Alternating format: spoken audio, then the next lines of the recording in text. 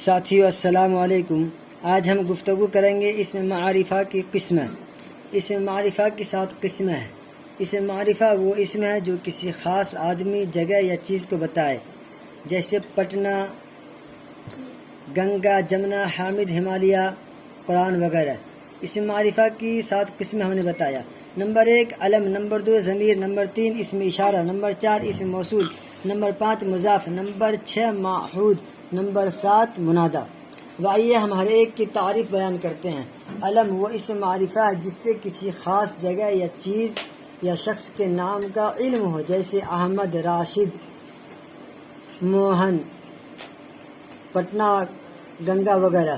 Number 2 ضمیر وہ اسم معرفہ ہے جو کسی اسم کے بدلے میں استعمال کیا جاتا ہے۔ دیکھیے ضمیر کے معنی ہوتا ہے کنایہ، مان لیجیے کہ اس کا نام نہ بول کر کے اشارہ کہ تو، میرا، آپ، سمجھ جاؤ گے، یعنی ضمیر استعمال ہو رہی ہے اس کی طرف، نام نہیں لیا جا رہا ہے۔ وہ اسم معرفہ ہے جو کسی اسم کے بدلے میں، یعنی نام کے بدلے میں جو استعمال کیا جاتا ہے اس کو ضمیر کہیں گے، جیسے وہ سب، اس، ان، ہم سب، میں، تم، تما، تیرے، آپ لوگ وغیرہ۔ نمبر 3 اسم اشارہ وہ اسم معرفہ ہے جو اشارے کے لیے استعمال کیا جاتا ہے، جیسے یہ سب، وہ سب، ان کو، ان کا وغیرہ۔ نمبر 4 اسم موصول وہ اسم معرفہ ہے جو ایک وصفی جملے کے بغیر اپنا معنی نہ بتائے، جیسے جو شخص، جس شخص وغیرہ۔ نمبر 5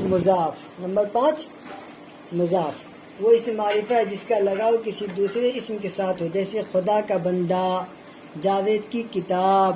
اس میں بندہ اور کتاب کی نسبت خدا اور جاوید کی طرف، اس کو سمجھ لیا مثال کے طور پر ہم نے کہا بندہ خدا، خدا کا بندہ، تو بندہ مضاف ہو گیا، خدا مضاف الیہ، یعنی جس کی طرف نسبت دی جاتی ہے اس کو مضاف الیہ کہتے ہیں۔ تو بندہ مضاف، خدا مضاف الیہ،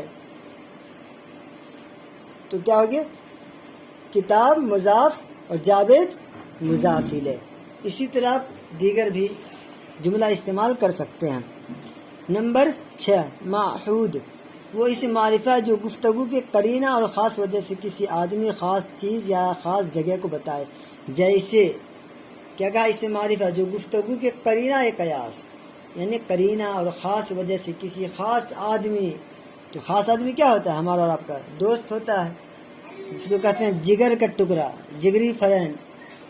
جیسے دوست آیا تو سمجھ جاتا ہے کہ دوست آیا، اس کا دوست کون ہے، تو نام لینے کی ضرورت نہیں پڑتی ہے، سمجھ جاتا ہے کہ اس کا دوست ہوا۔ اچھا، جیسے دوست آیا، تو دوست سے مراد جاوید، دوست سے مراد عبداللہ، عبید اللہ۔